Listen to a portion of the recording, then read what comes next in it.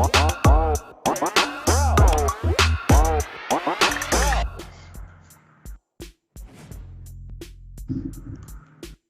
up, beautiful people? Welcome back to another episode of the BMR NBA show. Please make sure to visit Bookmaker Review. Check out all of our articles there. And like, share, and subscribe this page if you guys don't mind. Got my guy Jordan Sharp looking like he's rocking the tight ponytail today. Look, he's all about business. Jordan, what's up? You weren't here yesterday. Let the people know what's. Yeah, man. The point, I have to put the hair up sometimes, man. When after a loss, so I took a 0-1 slate yesterday in this giant Monday slate. I thought that Portland coming off the.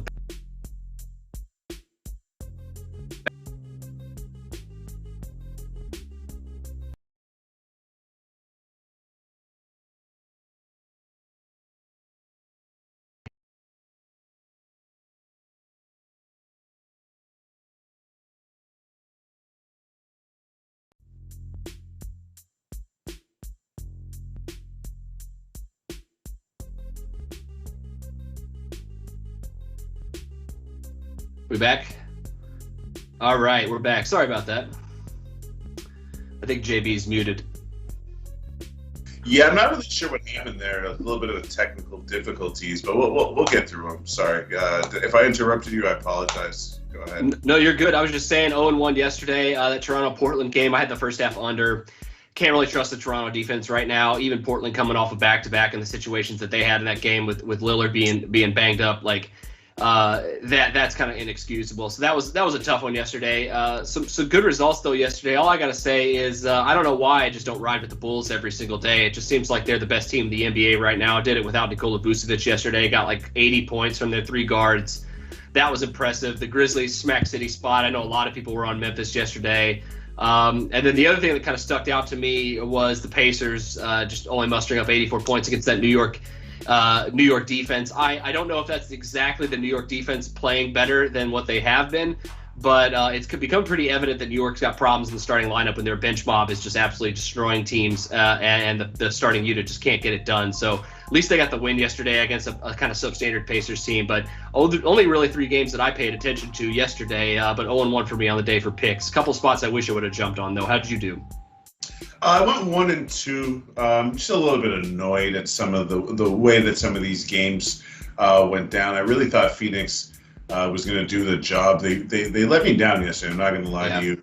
I'm actually mad that I wasn't on the Bulls because my analysis of the game yesterday was like, I don't really know who the Bulls are. I'm not sure if I should believe in what I'm seeing. And I'm going to be honest with you, even though that win was impressive yesterday, I swear to you, I walked away from that game kind of thinking, this game tells me more about the Lakers than it does about the Bulls. The Lakers, until LeBron James comes back, they're in trouble. They're in trouble, and they're going to have to figure out a way to not be so dependent on their stars. Because at the end of the day, when the Lakers won the title a couple years back, the supporting cast was really a big part of that. Like Kentavious Caldwell-Pope played out of his mind in the finals. Just different guys. Even like, for example, we make fun of Dwight Howard because he's not the player that he once was, but he stepped up huge in that finals. Like a lot of guys, contributed to what they do well, and I think that right now.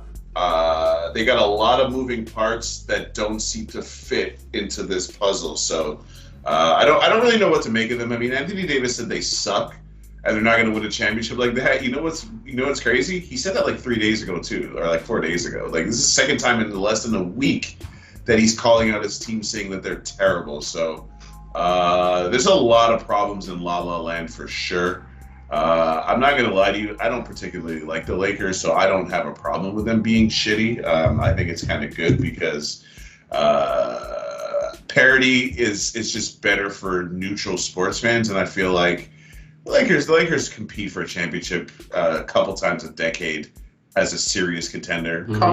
Calm down if you have a little bit of a lull. It's okay. Real quick before we touch base on everything else, like I just want to add that, like, I mean, I talked about this before the season started. When the season started, like, You can't just shed your entire roster from a championship contender and then just make, basically signings that were, probably a little bit geared towards GM LeBron than Rob Pelinka. And secondly, they were money saving. Like, it's as simple as that. And I mean, the story about Alex Caruso and them not wanting to pay him and go, pay $17 million more in luxury tax. And then look what he's doing for the Chicago Bulls. The dude's going to make an all defensive team this year. And I mean, it's proof that you cannot jettison proven NBA players that play well in the playoffs for just kind of, I'm not going to say ragtag because the group that they have has a lot of talent, but it's older, it's more prone to breaking down. And even with Talen Horton-Tucker back, who had a monster game yesterday, they still only scored 103 points. Like, this team's got a whole lot of issues, and it's not just LeBron being out. LeBron coming back is only going to solve part of this team's problem. I think that's become evident, at least at this point in the season. Yeah, I mean, listen, we could do a little bit of a longer recap. I didn't even do a recap yesterday because I was alone, so I just wanted to kind of get into the games, and I still went over even though I was alone. So today we don't have that many games, so we can do a little bit of a longer recap. Listen, if you look at the Knicks game yesterday, because you already got into it, I took the Pacers plus 3.5, a game which I lost. I went 1-2 yesterday. I had the Wizards, who barely covered, but they covered. The Pacers plus the points, and I had Phoenix laying the points. I think that I was on the right side of that Pacers pick because I thought that the Knicks. First of all, I mentioned yesterday, and you're a numbers guy, Jordan. You do this for a living, just like I do. Because of what you do, you might have a more intricate relationship, so you can appreciate what I'm saying. Basically, I was saying yesterday, in the NBA, defensive metrics are more reliable than offensive metrics in the same way that in the NFL, you can't really rely on the defensive metrics. Like, the difference between like the 10th or 15th best defense in the NFL and the worst defense, it's not that big. It's not that big of a difference. It's like only like 5 teams that really are like dominant on defense, and then everyone else is kind of on par. I feel like the NBA is the opposite. The NBA is defense is something that you can count on more. Like defensive metrics have more value, obviously because you have a bigger sample size, but also in the NBA, unlike the NFL, like for example, we constantly say defense is about effort. You know why? Because in the NFL, you only play defense if you play defense, or you only play offense if you play offense. In the NBA, it's back and forth. You might give 100% on offense and then come back and rest on defense. So defense is about effort. And I think the Knicks being 24th in defense this season, when they were 3rd last year with virtually the same roster, is down to the effort that they put forth. I don't think it's about talent level. I don't think it's with the inability to defend. I think it's that they've obviously been instructed to jack up way more threes than they ever have, and they've run with it. But it's kind of like that's let their defense, or it's made their defense take a step back. Because I really believe the Pacers yesterday lost that game because they fell into the Knicks trap of jacking up threes. The Pacers shot 37 threes and only made 8 of them. Like, come on, bro. Like, I can't stand this. I'm not going to get into, like, one of these rants where I can't stand this way of playing, but that's not who the Pacers are. So why did they think that they were going to come into this game and play the way the Knicks played? It's not even to say the Pacers average so many fewer threes attempted per game, but they don't rely on threes. And yesterday they tried to rely on threes, and it didn't work for them. So anyways. It's all or nothing with the Pacers, man. When under Nate McMillan, everybody was bitching because they were last in threes. Sometimes they just get 3-point happy. They can't find the balance. I think they're an inside-out team that just can shoot the three because they got when healthy they have a lot of reliable shooters, especially when Tony Buckets is back. But yeah, it seems like they just forget who they are on occasion, especially on the road this season. They've had a couple of nice road wins, but man, overall they've looked pretty bad on the road this year. I think that's part of it. And then like, Tom Thibodeau must be pulling his hair out, man. Like what little hair the dude's got left, man. I can't see that this lasting all year. Either Tom Thibodeau's just going to quit because this team has basically quit on him, or like they're going to turn it around. Like it can't continue like on this trajectory for very long because he just must be extremely frustrated. You kind of tell like at times on the sideline. But yeah, you're exactly right about defense in the NBA, man. It's just who comes to play any given night? Like who's ready to grind? Because like offense is like you can run your offense to perfection, it doesn't mean the shots are always going to go down. The shooting is fickle, man. Like offense in the NBA is very, very, very fickle. It's like touchdowns. You can't predict who's going to get a touchdown in the NFL. You really can't predict if a team's going to get hot one night from beyond the arc or not, but you can predict whether they're going to bring it on defense. You're absolutely correct on that. With that said, do you want to take us into this for this first game? Love to hear your opinion. I would here. love to, man, because you touched on something of the Lakers being over-reliant on stars, and now the Nets are kind of faced with a similar problem against a very, very diverse offense to which they're probably not going to be able to slow down that well. So really the only chance the Nets have of winning this game, in my opinion, and I think I know your pick, I piqued yours a little bit before the show, absolutely goes along with this. The Nets are going to have to push the pace here a little bit, I think. They're going to have to get up and force the Warriors to play their style of play the style of basketball which they're familiar with and which they like to play at, but to play from behind and not be able to grind you down on defense in the second half is something the Warriors have done very well this season, or excuse me, something the Nets are going to force the Warriors to try to do this in this game. So for my pick on this one, I got the Warriors. It's for the simple fact of something we just talked about is defense. Without Joe Harris, the Nets become a lot more predictable, even more predictable than they've been, so far this season with James Harden and Kevin Durant. Kevin Durant's unstoppable. I don't think the Warriors have any chance of stopping Kevin Durant from going off in this game. They have the guys to defend him, but I don't think that they're capable of doing that. What they do have the ability to do is basically stop everybody else, and that includes Harden, I think. So I'm very interested to see kind of how the Warriors defend this game, but when it boils down to, for me, is I can trust the Warriors to play defense here. I can trust Kevin Durant to play defense because the dude's been incredible. I mean, we've talked about this before. When he was in the Warriors, like, he got way too little credit for how well he played on defense those championships. And even before that, he's always been one of the best, if not the best, offensive player in the NBA. But the dude just does not get enough credit about he's still an A to A+ defender as well as being A++ on offense. So, like, to me, I think the Warriors are just looking at that as like, that's a sunk cost. There's no way we're going to stop the best player in the NBA right now. What we can do is force everybody else to work. And I don't think the Nets are constructed right now to beat this team with the way the Warriors have been playing defensively. They play together too well. And on offense, especially, this is where I think the Achilles heel of the Nets are going to be. They're going to make them work in the half court tonight. They're going to force the Nets to defend as long as humanly possible in the shot clock on possessions where they're bringing it up the court after a make. And I think that's just going to wear them down into the ground once we get to the third and fourth quarter. I know this game's at home for Brooklyn, which gives them a little bit of an advantage. But you're basically telling me on a neutral court with this spread that these two teams are even, and I don't believe that. I think the Warriors are a better team right now. I think they've showed it on both ends of the court. They have the star power to at least cancel out a potential good big game from Kevin Durant. And they're deep enough offensively and diverse enough offensively to where they have like 6 or 7 guys that are going to give you buckets tonight. And the Nets don't have the horses to stop that many guys. So it kind of all boils down to that for me. The defense, the diversity on offense, and I think the fact that the Nets may be just slightly overvalued here. It's starting to come down. I see 2.5s and 3s. I grabbed 3.5, but I still think 3 is a fair number for the Warriors here if you're looking to find value for this game. Yeah, I mean, so just to piggyback on what you said here, actually, not piggyback is the wrong word. Well, the reason that I took, the reason I took the over in this game is because I feel like, sorry, I'm just getting messages that are distracting me, that I feel like the narrative of this game is going to be Steph versus KD, who just happened to be the 2 leading scorers in the league, right? 2 leading scorers in the league, former MVPs, former teammates going head-to-head. KD opted out and all that other stuff. I just think because it's a TNT game with the world watching, there's only 3 games on the schedule, so they're going to have all the lights. I think one, if not both of these guys goes off. I really think that one of them is going to drop a 40-piece in this game.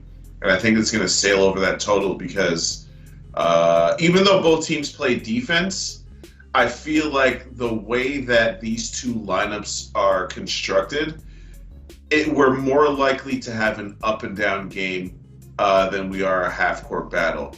I even feel like even James Harden, to a certain extent, it's not like James Harden loves the Warriors. James Harden, the only thing stopping James Harden from playing in the NBA Finals when he was on the Rockets is the Warriors. So I feel like James Harden and KD have a lot of motivation. We already know what Steph's about, so bright lights, New York City, primetime game. He's going to be motivated, and I think that even though these two teams are very good defensively, I do think that they will not play at a pace that's conducive to the under here. The Nets already are like a top 10, 11 team in pace, and the Warriors are like 6th in pace. So I think that that's the way that the game is going to be played. And I know handicapping a game by saying, because it's going to be on TNT and bright lights and blah, that's what we're going to go over it. Well, I just strongly believe that. I mean, I was already leaning that way anyways, because I don't think 221 is that many for these two teams. I really don't. These are two teams that combined average what? They definitely combined average more than 221. I'm just going to look that up right now because I don't know how much they average combined. They average 224-ish combined. So I think that that's the way this game is going to go. I see the game actually sailing over 230 if I'm going to be 100% honest. And I think we're going to have an exciting game that has a playoff-like atmosphere, but that's going to come like in the fourth quarter, though. In the first 3 quarters, I think it's going to be about the show, and then like similar to some of these All-Star games that we've had recently with this new designed score, we're going to get some competition in the fourth quarter, which is why that it might not sail over the total, because I think the fourth quarter is going to be tight. But I don't think 221 and a half points, I don't believe it's enough. If you look at like the schedules so far for these two teams and kind of then think about like you just said, like, they're averaging that many points just combined together for the year. And then you look at the fact that, the defenses are a little bit better probably than the average of what they've played, but the offenses for these two teams are both well above average for very good reason. Than the average opponent that they've played so far this season. So you're right. I go back to what I just said. If the Nets play to the pace of the Warriors, you're right. This game does go to about 230 or more points. The question is, you're exactly right. Is there enough scoring in the first 3 quarters to combat what should, in all accounts, be a very close game?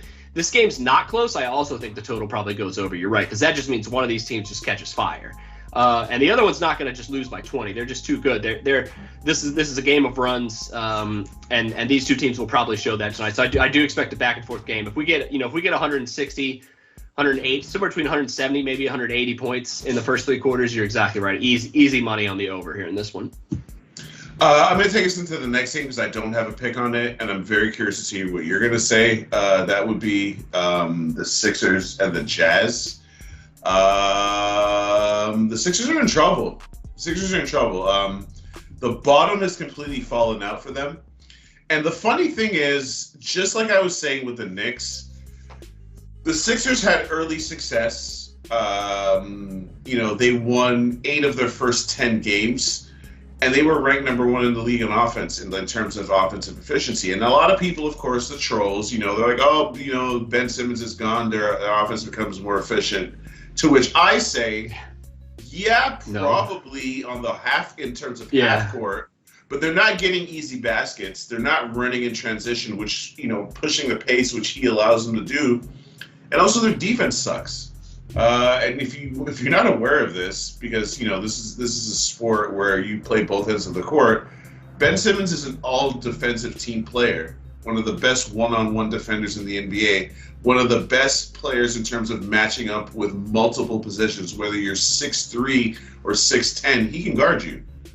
It can't, if you are going to give or say, the offense is improved without him, okay, then you keep that same energy about their 24th ranked defense that was ranked 2nd last year.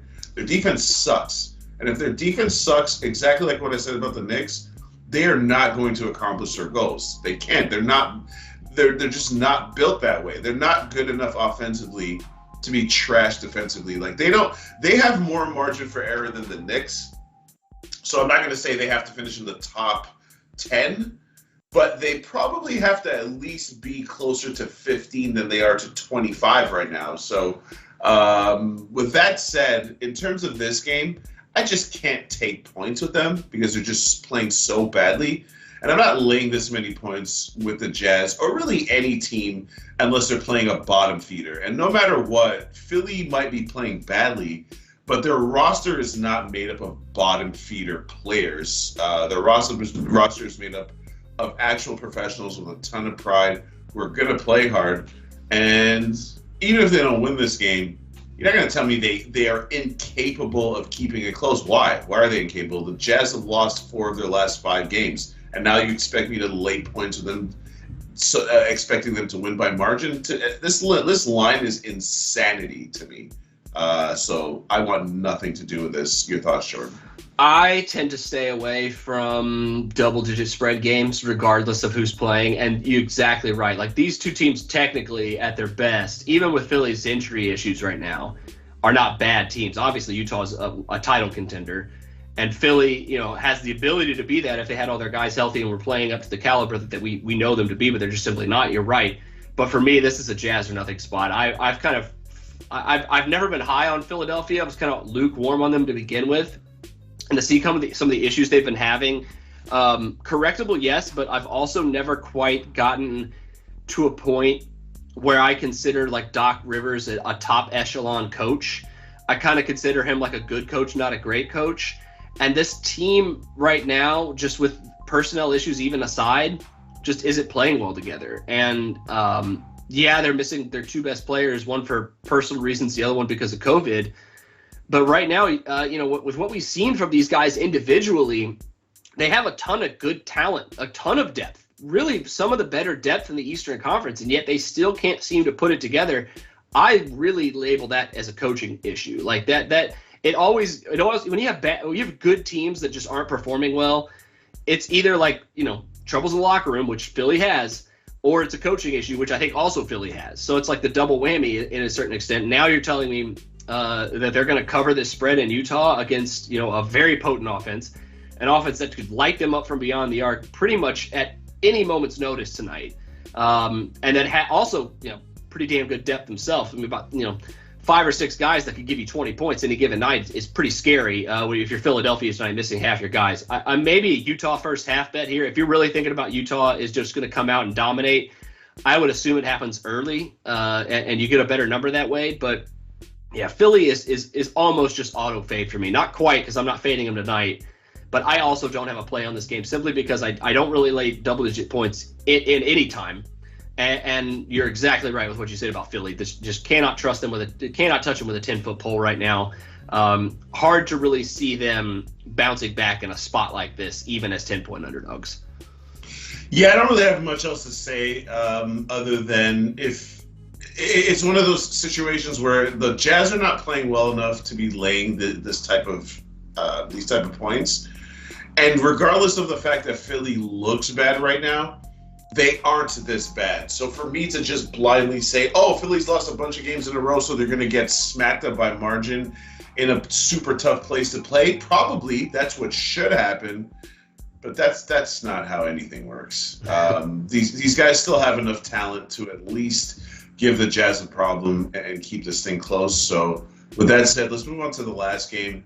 A game that I will absolutely not be watching. Not to say that I have any problem with these two teams, but I can't see how this game is going to be interesting, to be honest with you.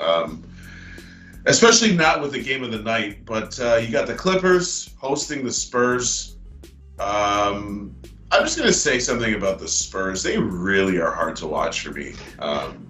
I try, because there's a couple of teams in this league that historically I don't really watch that much. The Spurs are one of those teams, and even when they had Ginobili, Duncan, Parker, it's not that I had a problem with them.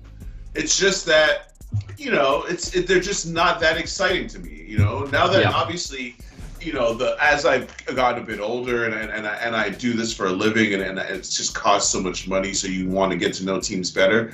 I've put in the time I took the time, at least in the last couple of years with those guys, to appreciate them. And I've watched their evolution into what they are now. They goddamn stink. Obviously, I'm exaggerating because I'm letting my bias as a basketball fan say that they stink because I can't stand watching them. I say all of that to say they're still being a little bit disrespected by this spread. Like, the Clippers are good. Don't get me wrong. They're very good. Are they 3 possessions better? Or like basically 4 possessions better than these guys? I don't know about all that. I mentioned before, the Clippers were like on an 8-game winning streak. But again, look at the teams that they beat. They beat Minnesota twice. They beat a Charlotte team that at the time was struggling big time. Portland stinks. They beat Portland. They actually beat Minnesota 3 times during this winning streak. Jesus Christ! And they beat the Thunder. So the only one quality win they had was against the Heat, and I'm 99.9% sure if I go back and look, the Heat were just in a back-to-back situation where they played the Lakers the day before. Exactly, they had. So the Heat had just played in overtime the night before against the Lakers, and I took the Heat plus the points, and the Heat covered that spread. The point I'm trying to make is, even with all of that recent success, the Clippers' margin of victory is still only like 5 points a game. Now I got to lay 7.5 with these guys. I'm just not interested. I've been priced out of this game. If it was 6 or less, I'm on the Clippers. At 7 or 6.5 and more, I'm out. And I'm certainly not taking the points with the Spurs on the road because I just don't even know what to make of them. They're a team. For the last couple of years, Jordan, you know I say this all the time. I just don't have a good handle on how to handicap them from night to night. So I'm completely off of this game. I don't disagree with you that the Spurs are sometimes tough to watch on offense because that's just one of the general areas where they have struggled mightily this year. But there's a couple reasons for that. I think it's mainly just because their offense is kind of designed, and you said it. It's been designed this way for years under Pop. They're drive and dish, attack the rim, shoot free throws, but they don't have that inside-out presence right now with Pirtle being out. So it's basically all they have is just to drive and kick, and hopefully they can make shots, which they haven't been doing. And so it's just very tough to watch them at times, because like they're not really exciting. They don't really have a star, but they play hard, and at least they play defense, which is, main reason why I like this play here tonight that I have. And I think that you said it, you're right. 7.5 points does seem like a lot. And I think under another circumstance, I would probably have taken the points here with them. But their defense has been very, very bad lately. Last 3 games, it's been pretty bad. Sunday against the Lakers, they barely cashed the under for me, but only because I got the overnight line. And after the last shot of the game cashed the over for the closing line. So I got real lucky there because they just fell apart on defense in the fourth quarter of that game. So I'm a little concerned about this play, about the full game lines. It's the main reason I got the under in the first half here. Not only do I trust the Spurs defense here, the Clippers defense has been good all year. I really expect them, after getting smacked by the Bulls, to come in here and have a bounce back defensively. It's a much easier opponent to guard. They match up much, much, much better with this Spurs team with Pirtle still out. I think that their ability to slow down this Spurs team early and often is probably going to be pretty good. And on top of that, both these teams have been playing, outside of the Spurs kind of last couple games, have been playing really good first half defense, especially in the Spurs here. You have them on the road.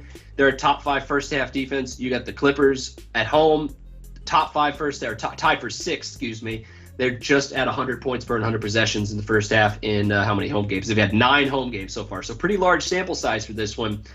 Pace concerns me a little bit because these two teams do tend to get up and down a little bit more.